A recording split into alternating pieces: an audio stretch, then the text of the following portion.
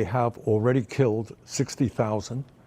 They have injured 140,000, most of whom are women, children, and the elderly. Are you at the point yet where you would call what's happening in Gaza a genocide? You can use whatever word you want. Desperate people, starving people, lining up and getting shot, trying to come in and get food for their kids.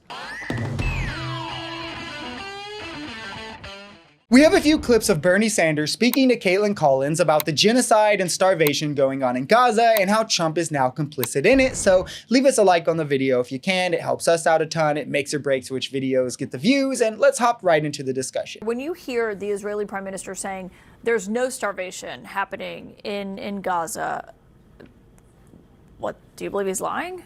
Of course he's lying. He is a disgusting liar.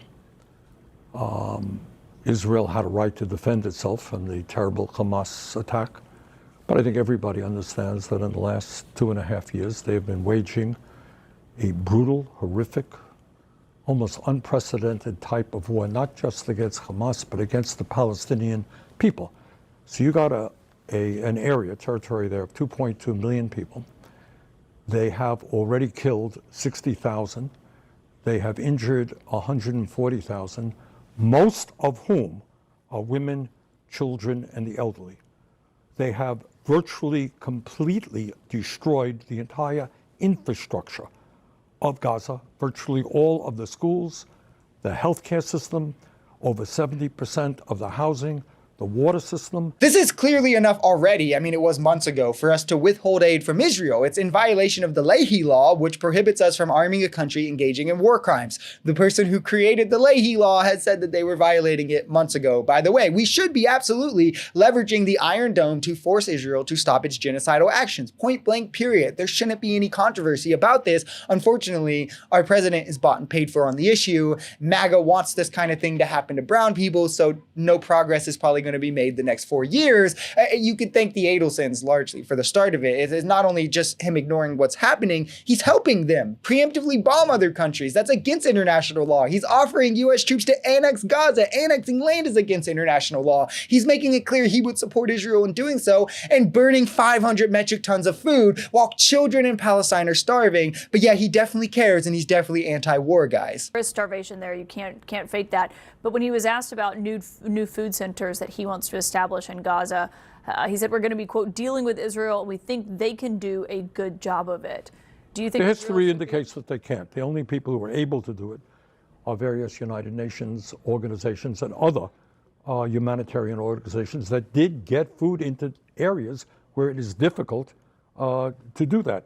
What you have had recently with this Israeli-U.S. type food distribution project is unbelievable. I mean, this really is quite unbelievable.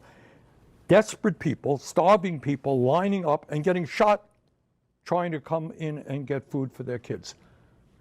So clearly, I think you've got to go back to the international organizations, the UN, and American humanitarian organizations as well. Trump will only ever play the optics on this, which is why he might have a quote or two where he pretends to care, but then will totally defer to Israel, whose actions led us to this point of starvation anyway, all while again, Trump burns 500 metric tons of food because, hey, why not? Who needs it anyway? And defunding USAID and other crucial programs that would be the stopgap in helping in this kind of situation. He's literally shredding apart the options that Palestine would have, or Palestinians would have for their survival, increasingly forcing them to be dependent on Israel, the occupying force that is trying to genocide them. And make no mistake, it's because Trump sees Arabs and brown folks as less than human. Remember, he expedited the immigration of white South Africans because he cares so much about genocide, but now he's scoffing in the face of brown populations being genocided as he sends aid to the country doing it. Are you at the point yet where you would call what's happening in Gaza a genocide? You can use whatever word you want. But Marjorie Taylor Greene is saying that. She's well, the first Republican to go there. I'm sorry. Yeah. Look, genocide is a legal term. What is going on now, clearly, is absolutely horrific.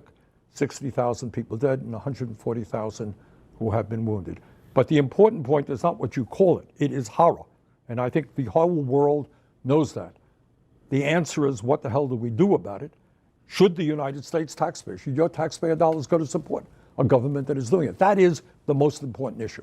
So immediately, you got to get ceasefire, you got to get humanitarian aid in, but the United States cannot continue to aid and abet the Netanyahu government doing what it's doing. Do you want to? This clip has recently made the rounds on social media, with many on the left upset that he didn't say genocide, which it is very clearly a genocide, and I wish more elected politicians would say it, but I do think getting caught up on semantics isn't the right way to go. Bernie clearly wants the conflict to end, the genocide to end. He's an ally. He's on the right side in this conflict, and he's discussed it right by, and he calls out the slaughtering of the innocent Palestinians. I think it does a disservice in this moment to pretend that that this is worth excommunicating someone from the movement. And also, I think that he makes the correct point where this kind of response to it only proves it. If genocide is a term that causes this friction and makes some people hesitant to get on board that otherwise would, like they're the same people who understand that the crises, that it is a humanitarian crisis. They see the pictures, they have empathy, they want it to end, but maybe they're like, genocide is where they draw the line. Then let's start there where we have agreements, where we can agree that this does need to end. It's horrendous. And we can work towards what we can accomplish from there. Because as he said, genocide is a legal term. It will be worked out. It's going through the International Court of Justice. At some point, people will have to understand and accept it, right? But it's easy to debate genocide when you're not the one actually experiencing it, which is why we shouldn't be, and we should be focusing on getting those experiencing it out of that situation.